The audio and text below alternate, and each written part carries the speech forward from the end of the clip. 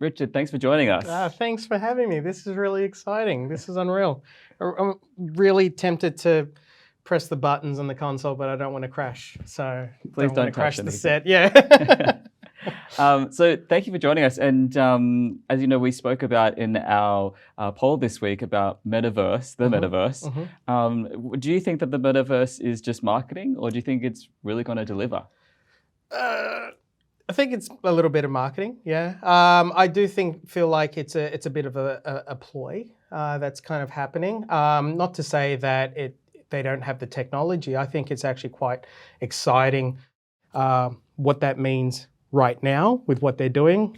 I do feel like it is a bit of a marketing ploy and the push. I don't know how much we're going to see that, or really, the benefits. As you know, we've been in the streaming age for a while now in terms of getting all of our content online and through online providers. But as you know, more streaming services are popping up more and more, and causing us to pay more and more. And so, do you think that will lead us, especially Australians, down the track of turning towards piracy? Or I think when it comes to the streaming platforms versus things like here in Australia with Foxtel, those kind of cable networks, with networks, especially studios, actually with studios kind of taking back their content and creating these. The thing that's appealing is that there is no lock-in contracts, and the fact that if one of your favorite shows or a show that you're excited for, people on a budget, can go, oh, well, I'll subscribe to this, and it's quite kind of affordable. But what we see is a lot of people that once the show is finished, they tend to unsubscribe, and then they'll only come back to it after when the new season comes back. No, with the streaming services, we've also seen that one of the other benefits is that they're able to invest in sci-fi that might not normally get that investment and the green light. And most recently, we've seen Cowboy Bebop on Netflix come through. Unfortunately, it's gotten mixed reviews. But do you think that this, the streaming landscape is ultimately positive for sci-fi content and the diversity of that content? Absolutely. I think one of the great things about these streaming services is that you might say you're an anime fan and you're intrigued about a live action Cowboy Bebop. You'll jump on there, whether you like it or not. You're on that platform. There's a high probability you're going to be surfing, and you'll spend most of the time, instead of watching programs, surfing.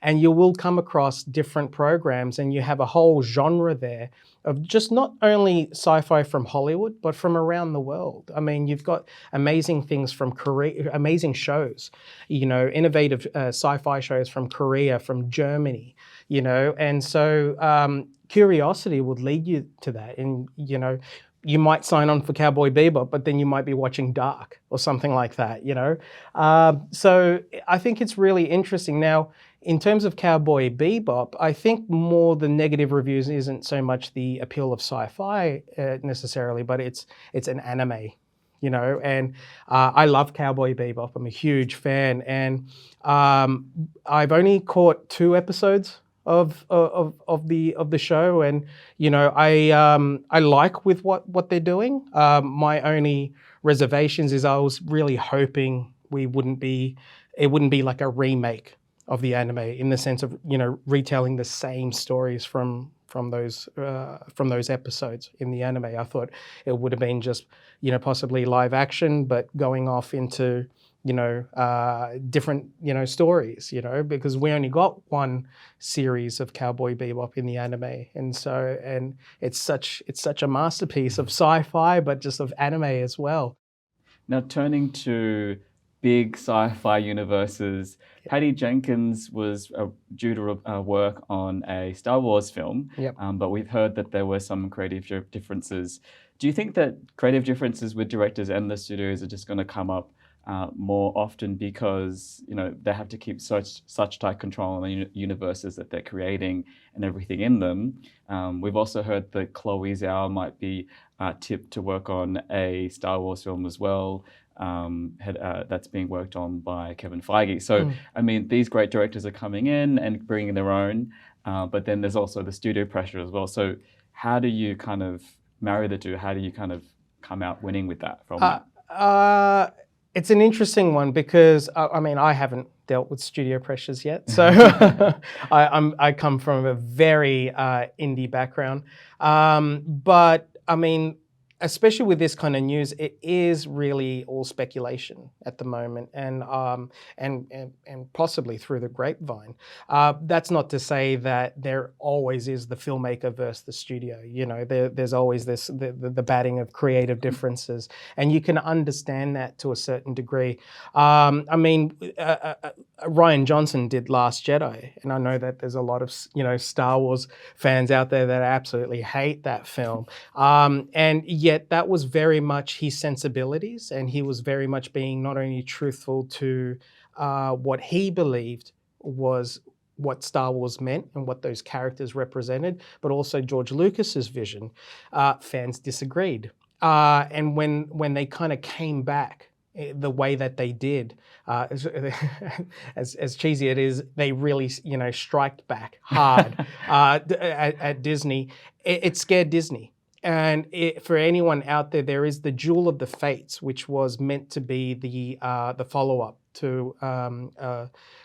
It was the third installment. That script is floating around in the internet. If you read that, that would have been something truly special. But what we actually got was very much a scared studio.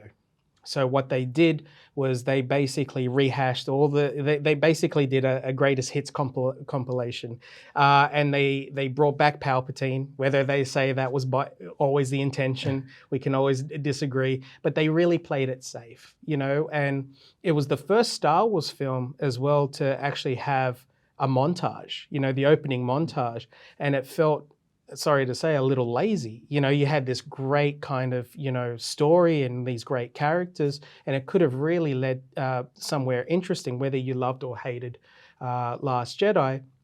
It was clearly going in a path that could have made that third installment truly something that we haven't seen before. But they really played it safe, and I think that, and the original director that was attached, was let go. They brought JJ back to sort of try and fix it. And it led to quite a mixed reception, and I think that's where it was very clear that the studio got really scared. They got worried. Then you've got what they do with Marvel, and what they do with Marvel and introduce these directors in these big kind of franchise tentpole films, and yet they oversee the whole operation.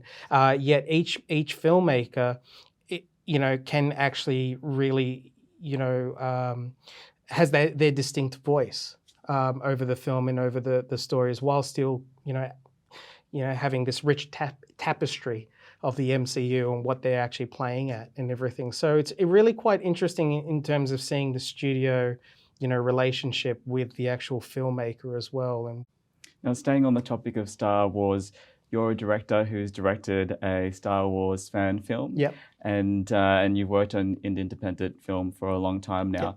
So do you think that the big franchises are kind of choking, creativity in the sci-fi realm, or do you think there's a benefit to have them there coexisting with independent work? Yeah, I think that it's a long, huge debate that keeps going. I think it's both this tandem effort. I think it's one of those things that, as long as they're good, they're creating an interest with audiences, and the audience is there.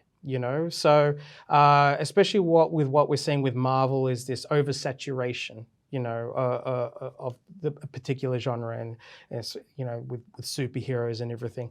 But I mean, just look past the superheroes, right? They're tackling major concepts here, and major sci-fi concepts as well, big ambitious ideas. As long as they're good, then it actually really opens up the doors for filmmakers, where they can actually explore, certain ideas and maybe go even a little deeper into the subject and everything. So, you've got an audience there that is obviously craving, they want more, and even though the filmmakers, they probably don't have that exposure level of the major studios and everything, but if they can create that material, there's an audience there wanting it. You can't really create the material if there's no one there to hear it or see it. Well, thank you so much for joining us and sharing your unique perspective and your experience. Yep.